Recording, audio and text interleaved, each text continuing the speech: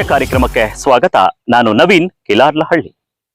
2028 ವಿಧಾನಸಭಾ ಚುನಾವಣಾ ಪೂರ್ವದಲ್ಲಿ ಪಾವುಗಡ ತಾಲೂಕಿಗೆ ಸಾಕಷ್ಟು ಹೊಸ ಆಕಾಂಕ್ಷಿಗಳ ಮುಖಗಳು ಬಂದ್ ಹೋಗ್ತಾ ಇದ್ದಾವೆ.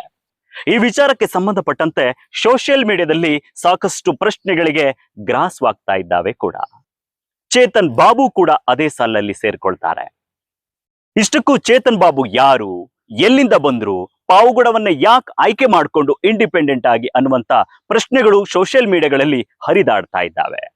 ಬಂದ ಮೊದಲ ದಿನ ಏನೆಲ್ಲ ಮಾಡಿದ್ರು ಪಾವುಗಡದಲ್ಲಿ ಅನ್ನೋದನ್ನ ಕಂಪ್ಲೀಟ್ ಡೀಟೈಲ್ ಈ ವರದಿಯಲ್ಲಿದೆ.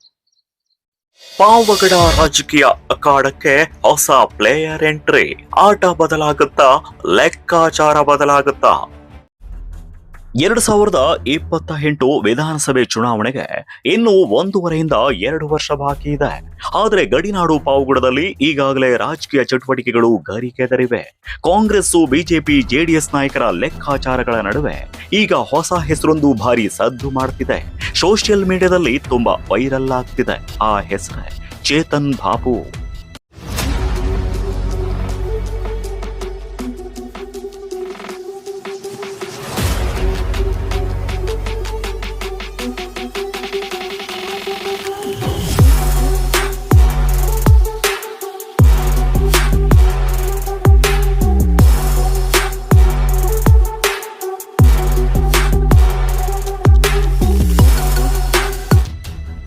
ಸರತಿ ಸಾಲಿನಲ್ಲಿ ಐಷಾರಾಮಿ ಕಾರ್ಗಳು, ನೂರಾರು ಬೈಕ್ಗಳ ರ್ಯಾಲಿ, ಬೆಂಬಲಿಗರ ಘೋಷಣೆಗಳು, ರಸ್ತೆಯುದ್ದಕ್ಕೂ ಜನರ ಕುತೂಹಲದ ನೋಟ. ಈ ಎಲ್ಲದರ ನಡುವೆ ಪಾವುಗಡಕ್ಕೆ ಗ್ರಾಂಡ್ ಎಂಟ್ರಿ ಕೊಟ್ಟ ಚೇತನ್ ಬಾಬು ಮೊದಲನೇ ದಿನವೇ ರಾಜಕೀಯ ವಲಯದ ಗಮನ ಸೆಳೆದಿದ್ದಾರೆ.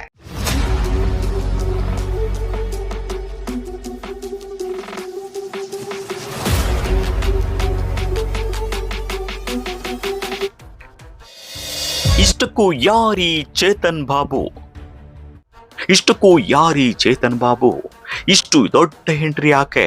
ಯಾವ ಪಕ್ಷ ಅಥವಾ ಸ್ವತಂತ್ರ ಅಭ್ಯರ್ಥಿನ ಎಂಬ ಪ್ರಶ್ನೆಗಳು ಪಟ್ಟಣದ ಟೀ ಅಂಗಡಿಯಿಂದ ಹಿಡಿದು ರಾಜಕೀಯ ವಲಯದವರೆಗೂ ಚರ್ಚೆ ಆಗ್ತಿವೆ.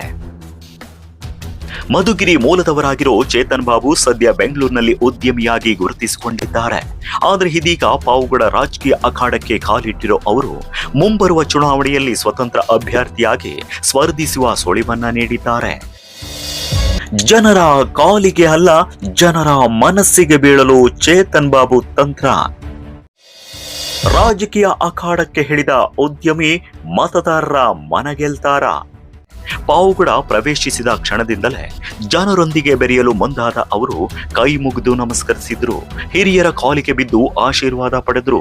ಯುವಕರೊಂದಿಗೆ ಸೆಲ್ಫಿ ತೆಗೆಸಿಕೊಂಡ್ರು.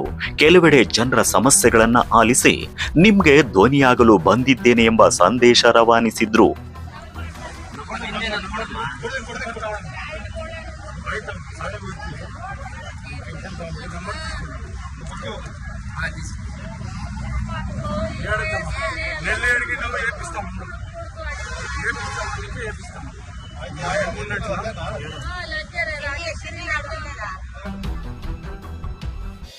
ಶನಿದೇವರ ದರ್ಶನ, ವಿಶೇಷ ಪೂಜೆ ಮೂಲಕ ರಾಜಕೀಯ ಪಯಣ ಆರಂಭ.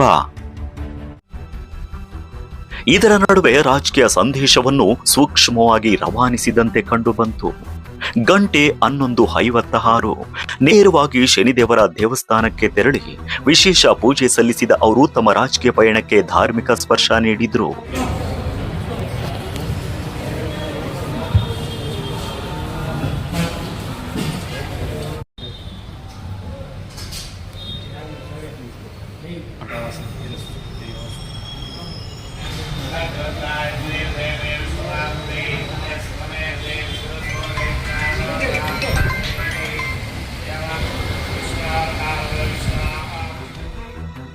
ಆನಂತರ ಪತ್ರಿಕಾಗೋಷ್ಠಿಯಲ್ಲಿ ಮಾತನಾಡಿದ ಚೇತನ್ ಬಾಬು, ನಾನು ಚುನಾವಣೆಗಾಗಿ ಬಂದು ಹೋಗುವ ವ್ಯಕ್ತಿಯಲ್ಲ, ಬದಲಿಗೆ ಜನಸೇವೆ ಮಾಡಲು ಬಂದಿದ್ದೇನೆ.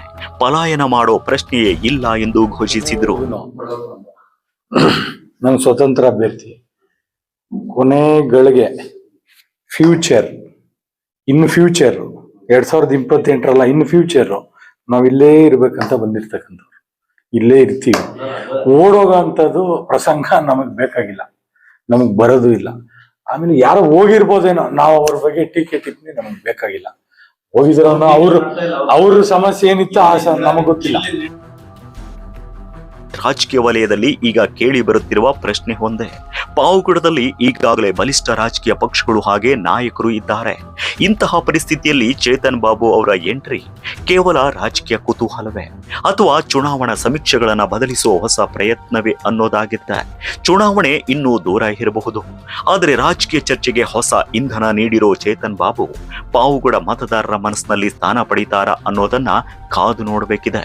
ಒಟ್ಟಿನಲ್ಲಿ ಪಾವಗಡ ರಾಜಕೀಯದಲ್ಲಿ ಹೊಸ ಮುಖ ಕಾಣಿಸಿಕೊಂಡಿದೆ.